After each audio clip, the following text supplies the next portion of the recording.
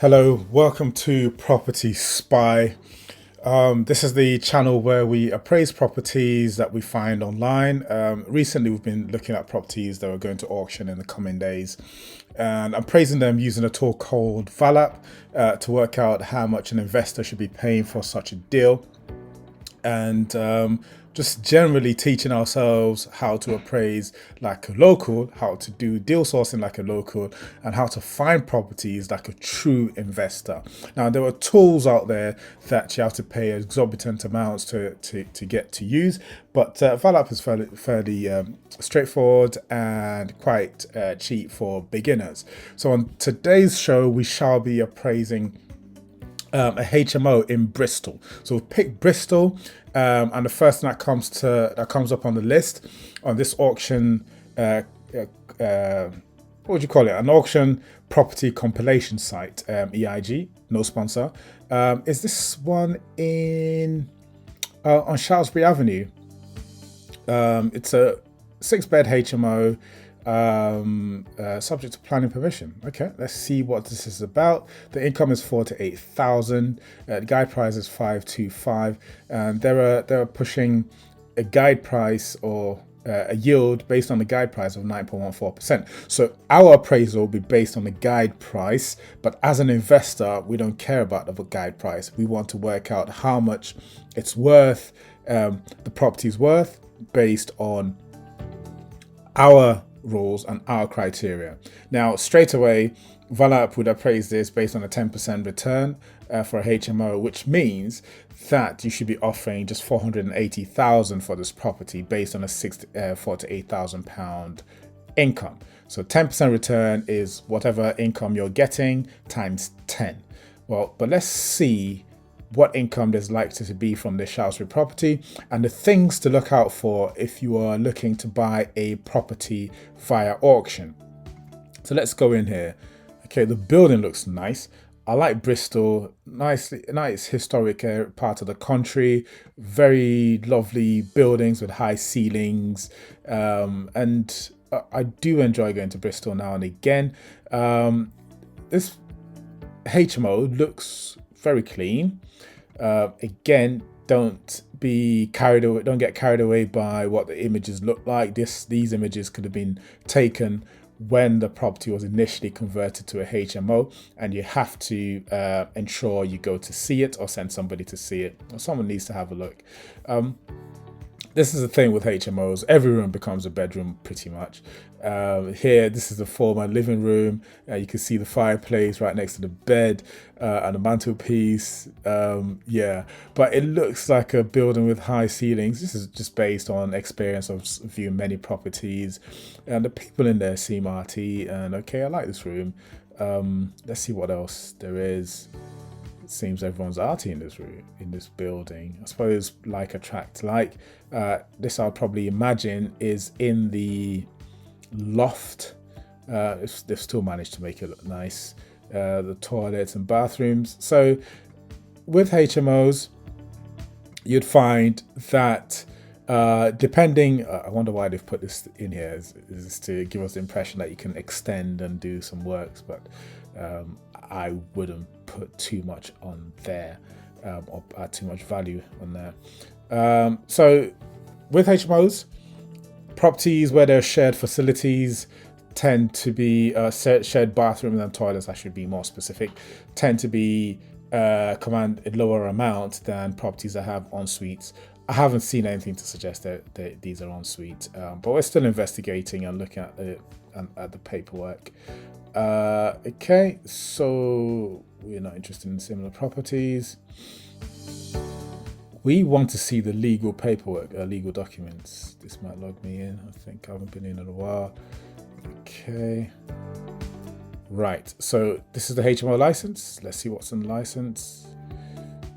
Good. 2019, it shall be enforced from the 28th. 5 years. So five years from 2019, that takes you up to 2024. So ample time. Conditions on pages 4 and 5. So it is licensed based on that document. Let's look at the EPC. It's not bad. If property is rated F or G, it cannot be let. Well, this is rated D, so we're okay. F or G cannot be let. Good. And this is valid until 2030. Yeah. Okay. Let's see. With auctions, you want to ideally get a solicitor to have a look at the legal pack.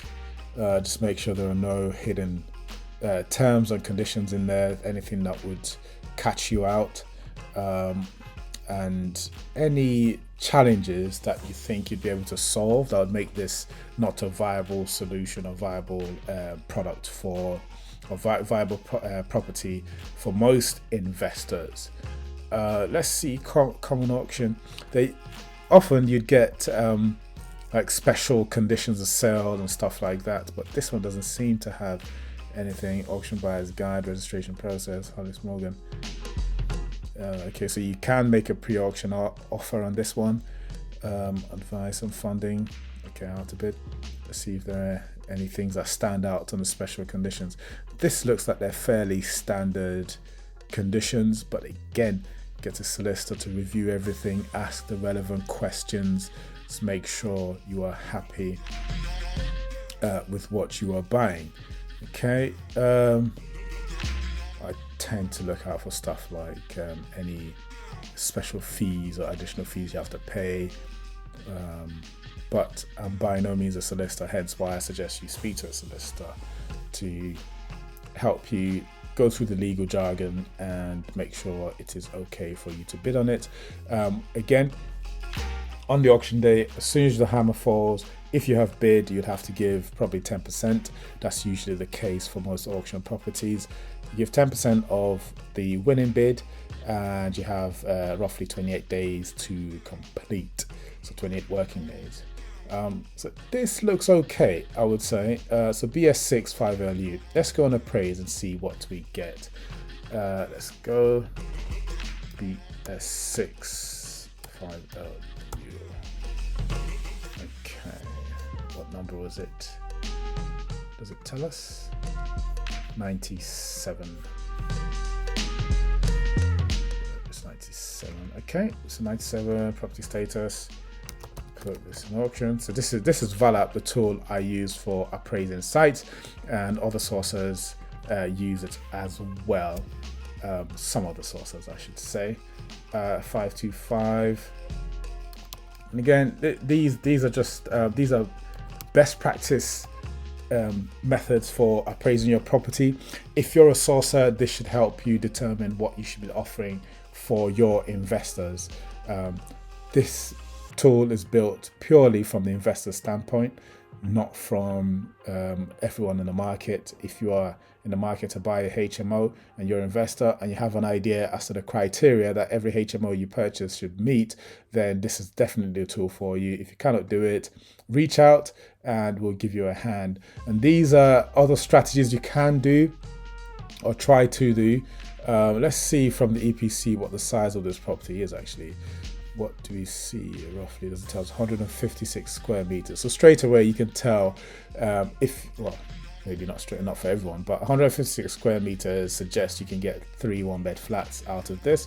So we shall use what we call the mega stack at some point, but as it's currently a HMO, let's click on the HMO. Let's do so property spy HMO. Let's see 156. Okay, so this would try to create a scheme for us, which isn't really what we want, but let's see how many rooms it comes up with.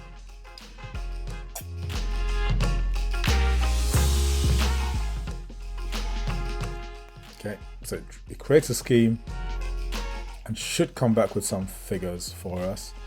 Okay, so GDV 607,000, 751.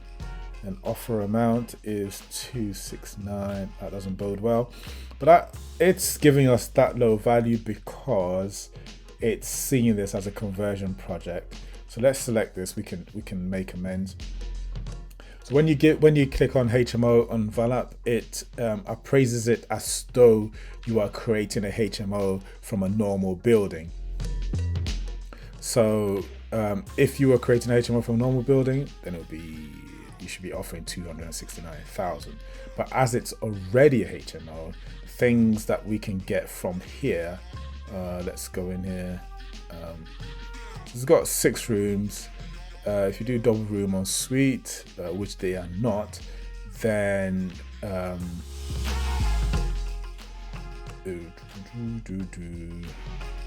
so 1,044 is a typical rent in this area for a double or an en suite.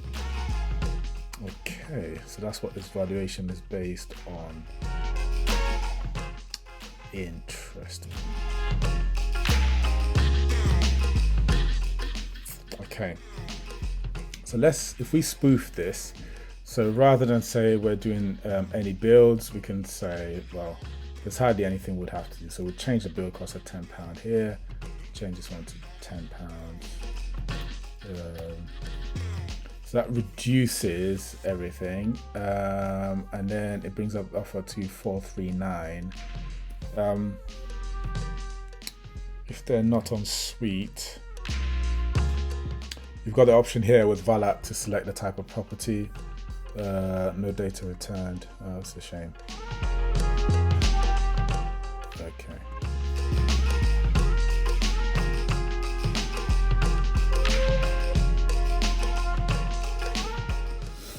Okay, so no data returned.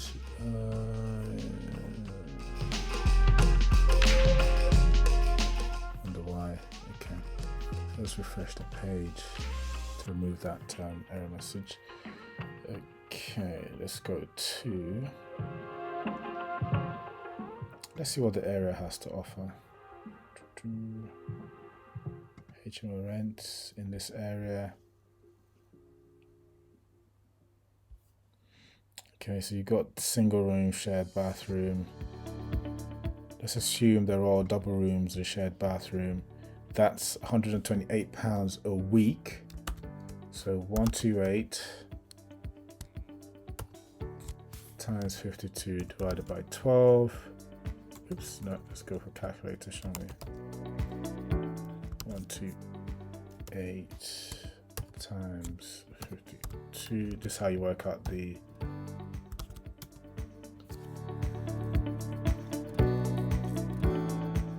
average price rents. That seems quite low, doesn't it? Yeah.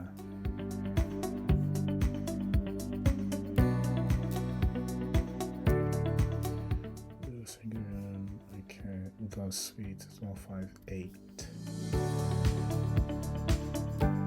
Okay, so because it's new, it's probably worked out that you can get £254 per month.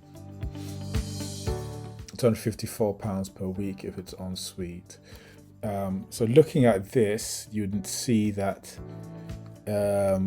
providing en suites gives you a huge boost on the prices. So I don't see anything to suggest that the rooms that are en suite. Let's see if we can go to the Auctioneer site. Let's see.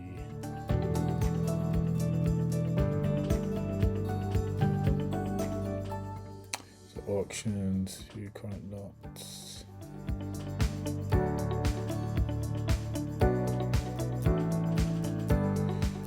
Okay, so are all the lots listed here? So where's this? Oh, it's sold already. Ah, it's a shame. Okay, so yeah, I suppose we wouldn't know at this stage how much it's sold for, but £137 per week. Oh yeah, so this one's sold to students. Yeah. Okay, so this one is sold. We do not know what the shared facilities are, which is what we came here to look for.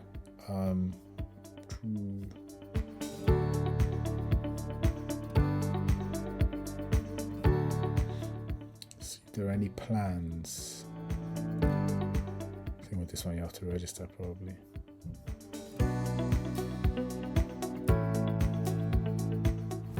Okay.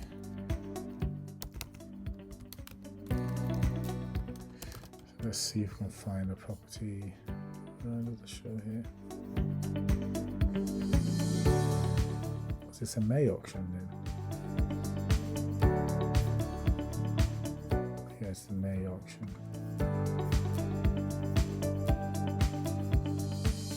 So in the May auction, and it's sold already. That's brilliant. Well done, auctioneer.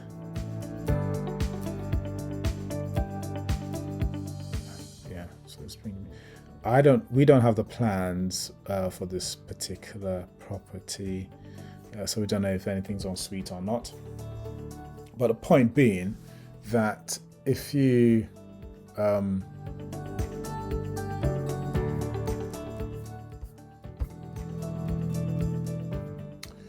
okay, so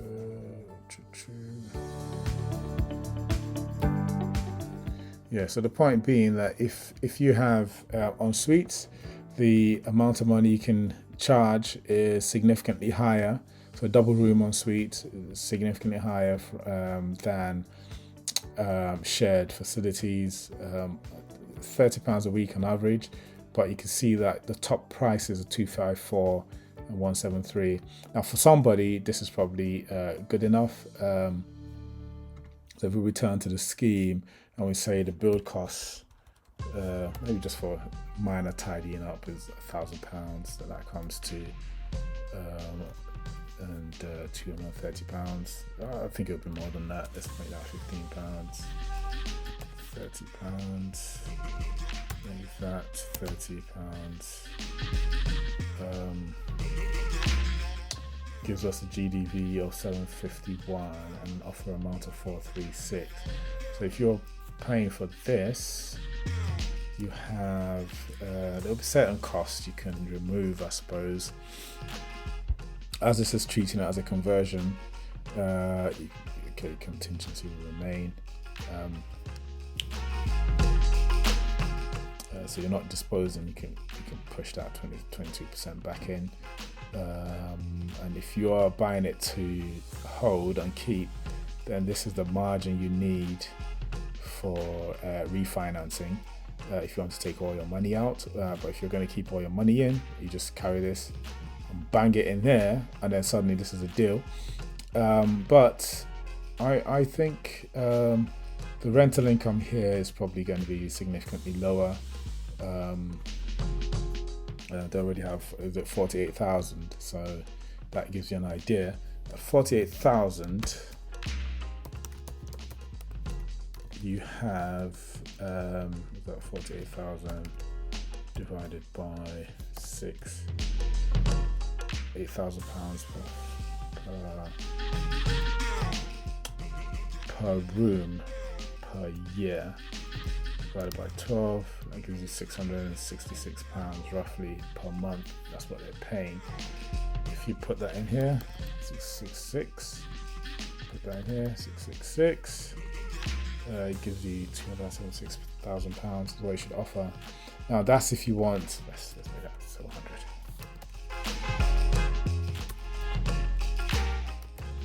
But that's if you want a yield of 10%, which some people want for HMOs. Some people are happy with less. So don't underestimate underestimate the price, the fees you'd have to pay, and any professional fees for checking anything, just verifying the tenancies and all of that stuff. But it is sold, and I imagine it's sold for close to the asking price on this. So as an investor that wants maybe 10% return on my money, I wouldn't necessarily go for this property. It's a ready-made HMO. Probably you can just buy it and get people in tomorrow and get roughly 9%. I think it's 9% they advertised, which I'm not quite sure is correct, but that's what it's, 9.1% gross yield.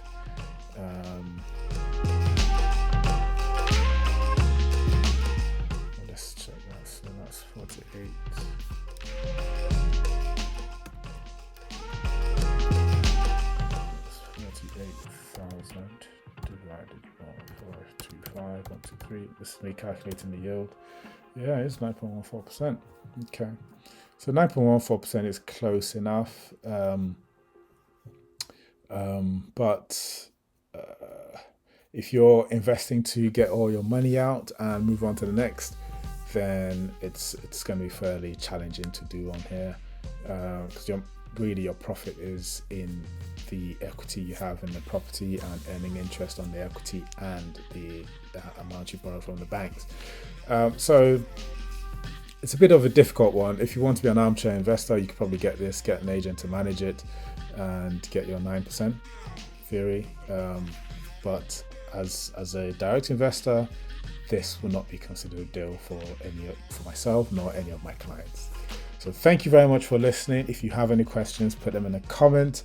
If you subscribe, that'll be fantastic. But I'm happy for you to come, learn, and protect your wealth, protect your money, protect your capital, protect your investors. So happy investing.